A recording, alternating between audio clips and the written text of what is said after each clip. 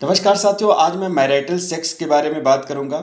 जो marital sex है और मैरिटल रेप है, इन दोनों में क्या डिफरेंस है। दिल्ली हाई कोर्ट में कुछ लोग पिटीशन लेकर के जा रहे हैं। जो सेक्शन 375 है आईपीसी इंडियन पैनल कोड की, वो 375 जो है इंडियन पैनल कोड रेप के लिए जो है वर्णन करता है, रेप क्या होता है। लेकिन इस सेक्शन 375 को रेप को जो है एक्सेप्शन मानते हुए, क्या यहाँ पे फोर्सफुल सेक्स या जो स्पाउस सेक्स या स्पाउस रेप है या पति पत्नी यहाँ पे रेप करते हैं, तो क्या वो रेप के कैटेगरी में आएगा या नहीं आएगा।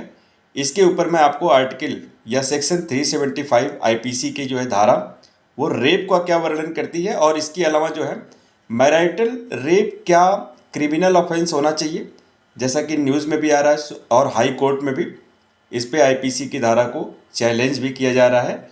इसके बारे में सबसे पहले मैं आपको 370 आर्टिकल के बारे में, 375 आर्टिकल के बारे में एक बार एक्सप्लेन कर देता हूँ कि 375 जो आर्टिकल है वो रेप को लेकर के क्या बातें बोलता है। यहाँ पे आर्टिकल 375 कह रहा है कि रेप का मतलब होता है यहाँ पे किसी भी केस में, यहाँ पे 6 अलग अलग इसके प्रकार होते हैं जिसको हमें फॉलो करना चाहिए, समझना चाहिए।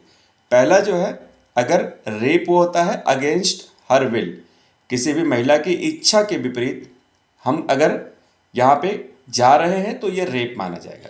दूसरा है सेकेंडली विदाउट हर कंसेंट, बिना उसके परमिशन के हम जा रहे हैं तो ये रेप माना जाएगा। तीसरा पॉइंट ये है 375 का कि यहाँ पे उसका कंसेंट अगर ज़बरदस्ती लिया गया है या उसे गुमराह करके लिया गया है और यहाँ पे उसको डेथ का धमकी दिया गया, उसको हर्ट करने का धमकी दिया गया, तो भी जो है ये रेप के कैटेगरी में माना जाएगा।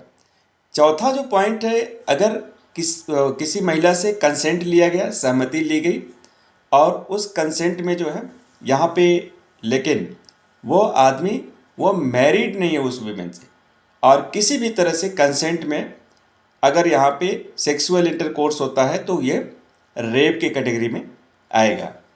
पांचवा जो पॉइंट है, यहाँ पे किसी महिला से कंसेंट लिया जाए और उस महिला को जैसे कोई भी उत्तेजक पदार्थ, नशीला पदार्थ खिलाया जाए या कोई इंटॉक्सिकेशन उसके माइंड को जो है यहाँ पे घुमा दिया जाए, और उसके बाद जो है ये रेप के कैटेगरी में यहाँ ये भी चीज़ें आती हैं अगर हम यहाँ पे उससे कंसेंट ले लेते हैं इस हालत में।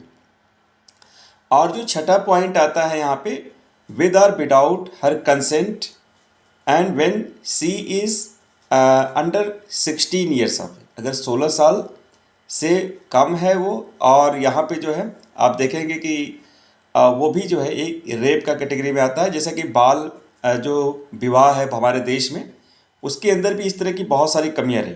अब ये तो हो गया साथियों सेक्शन 375 जो है इंडियन पैनल कोड आईपीसी की धारा में रेप को कैसे वर्णन करते। अब दूसरा पॉइंट ये है कि क्या मैरिटल रेप क्रिमिनल ऑफेंस होगा पति पत्नी में, अगर पत्नी दोनों शादीशुदा है और इसके बाद भी रेप की घटनाएं आती, मतलब पत्नी के कंसेंट के बिना यहाँ पे जो है सेक्स करता है तो यह रेप माना जाएगा, इसी को चैलेंज किया जाएगा। अब इसके पीछे साइकोलॉजी क्या है, मनोविज्ञान को समझेंगे। यहाँ पे जो है साइकोलॉजी, मनोविज्ञान ये कहता है कि यह एक तरह से ये एक एबनॉर्मलिटी है जहाँ पे हम कंसेंट नहीं लेते हैं, जहाँ पे रियल कंसेंसस नहीं बन पाता है पति पत्नी का।